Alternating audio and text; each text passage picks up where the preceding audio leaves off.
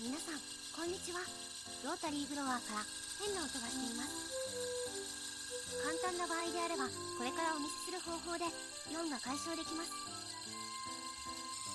本来、こちらから点滴のようにオイルがポタポタと落ちます。ポタポタ落ちていないので、オイルが全く回っていない状態です。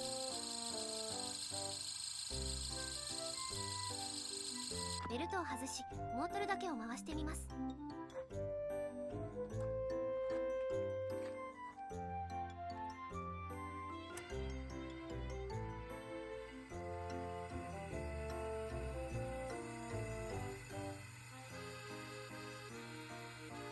特に変な音はしませんね。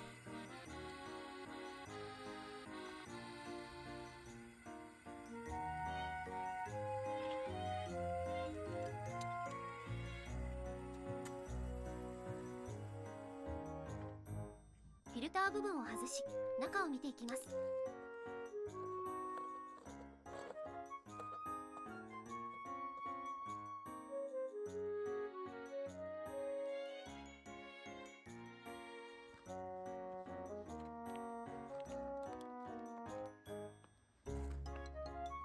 わかりにくいと思いますが、オイルが回っていないためカラカラになっています。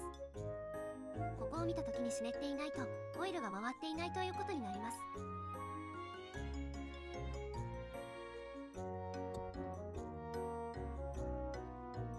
点滴部分を清掃していきます。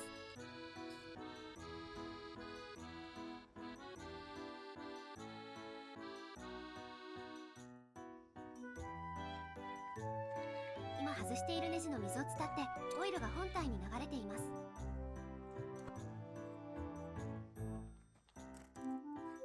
ネジの水をブラッシングします。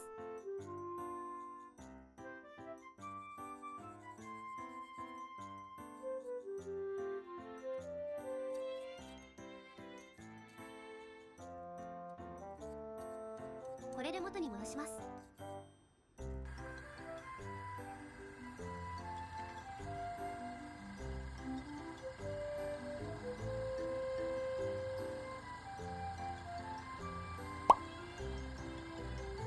オイルが落ちましたね。オイルが回り、音も静かになりました。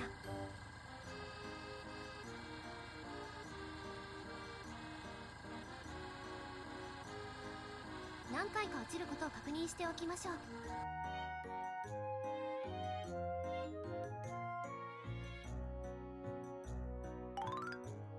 清掃前です。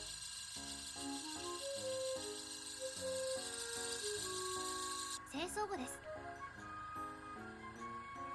だいぶ静かになりました。オイルが回った状態の本体はこちら。見づらいですが、オイルが循環し、湿っていることがわかるかと思います。なんだか音がするなという方は、ぜひ一度お試しください。点滴部分も消耗品なので、定期的に交換するのもおすすめです。いかがだったでしょうか。何か一つでも参考になれば幸いです。次回の動画でお会いしましょう。高評価、チャンネル登録よろしくお願いします。